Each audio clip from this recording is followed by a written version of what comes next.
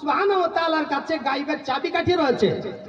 তাহলে গায়বের খবর, অদৃশ্যের খবর আল্লাহ ছাড়া কেউ জানে না। তবে ততটুকু জানে নবী রাসূলগণ, যতটুকু আল্লাহ ওহীর মাধ্যমে তাদেরকে অবগত করান, তাদেরকে জানিয়ে রাখেন, যে বা জানিয়ে দেন। এই জন্য রাসূল সাল্লাল্লাহু আলাইহি ওয়াসাল্লাম ওহীর মাধ্যমে জেনেছেন। এই জন্য আবু হুরায়রাকে বলছেন, মা ফাআলা আসিরাকাল বারিহা, সেই রাত্রের কয়েদির সাথে তুমি কি করেছো? সে আবু হুরায়রা রাদিয়াল্লাহু তাআলা তিনি বললেন, এরকম এরকম চোর এসেছিল, চোরটা কান্নাকাটি করছিল, তার নাকি পরিবার রয়েছে, বড় দুঃখী মানুষ, তার খুবই প্রয়োজন ছিল খাবারের, সেই জন্য চুরি করতে এসেছিল, তা আমি তাকে ছেড়ে দিয়েছি কান্নাকাটি শুনে। রাসূল সাল্লাল্লাহু আলাইহি সাল্লাম বললেন, সে মিথ্যা বলেছে, সে আবার আসবে। হ্যাঁ, আবার আসবে। পরের দিন আবু হুরায়রা জেগে বসে আছেন যে রাসূল সাল্লাল্লাহু আলাইহি সাল্লাম বলেছেন আসবে, অতএব আসবে। ঠিক রাত গভীর হয়েছে, আবার সে চুরি করতে এসেছে।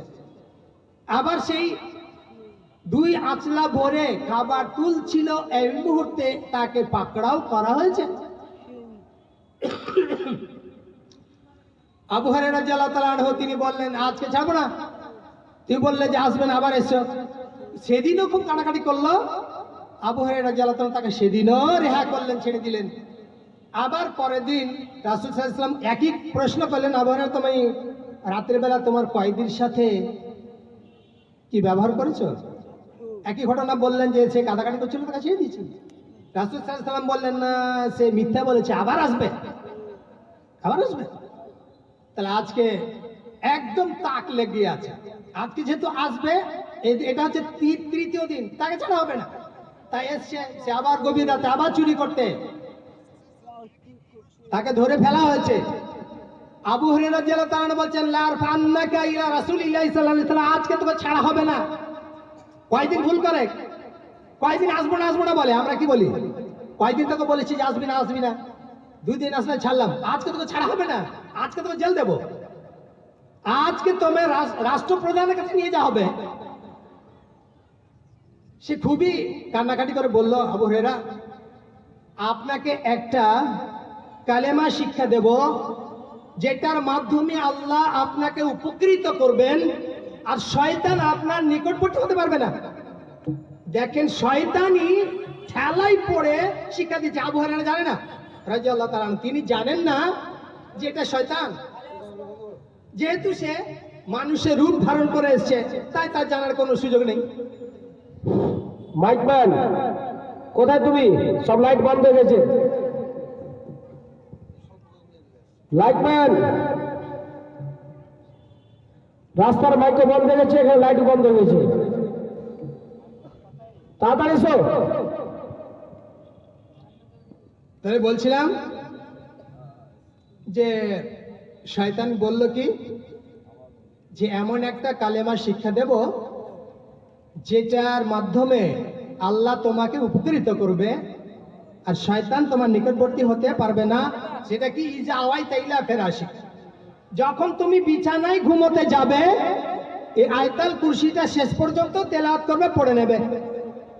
তাহলে আল্লাহর পক্ষ থেকে একজন সিকিউরিটি গার্ড তোমার জন্য নিয়োগ করা হবে, আর শয়তান তোমার নিকটবর্তী হতে পারবে না।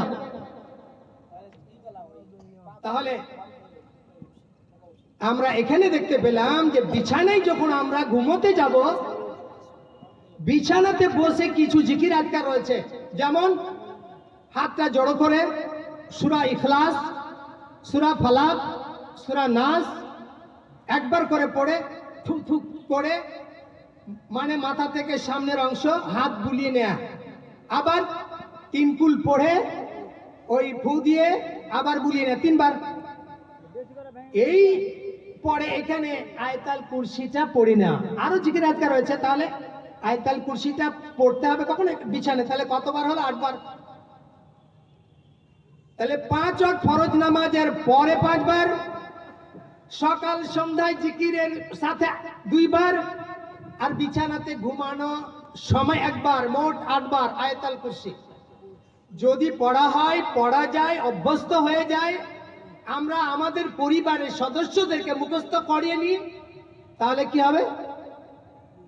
তাহলে শয়তানের অনিষ্ট থেকে, ক্ষতি থেকে আমরা নিজেকে, নিজ পরিবারকে কি করতে পারবো? সুরক্ষিত রাখতে পারবো, নিরাপদে রাখতে পারবো। তো এটা বলবে কে? এটা মুখস্থ করাবে কে? এটা তার পরিবারের সদস্যদেরকে, প্রতিজনকে কে শিখাবে? পরিবারের যিনি পরিবার প্রধান, তার এটা কর্তব্য, তারই এটা দায়িত্ব। আর যারা সেই পরিবারের প্রাপ্তবয়স্ক হয়েছেন, তারা অবশ্যই এটা শিখবেন। ছোট বাচ্চারা ওরাও শিখবে, মাদ্রাসার প্রতিটা ছাত্র শিখবে, স্কুল কলেজের সব ছাত্ররা এটা মুখস্থ করবে। তাহলে ছেলে মেয়ে প্রত্যেক মানুষই এটা কি করবে?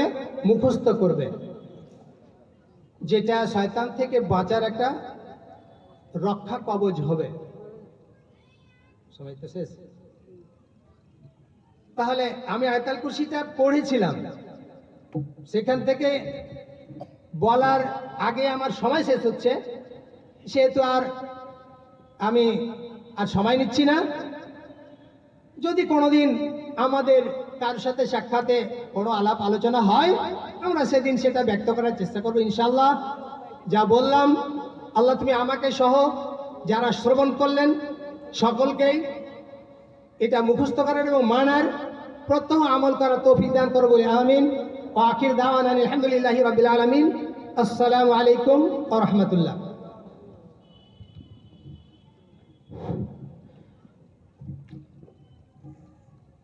আসসালামু আলাইকুম।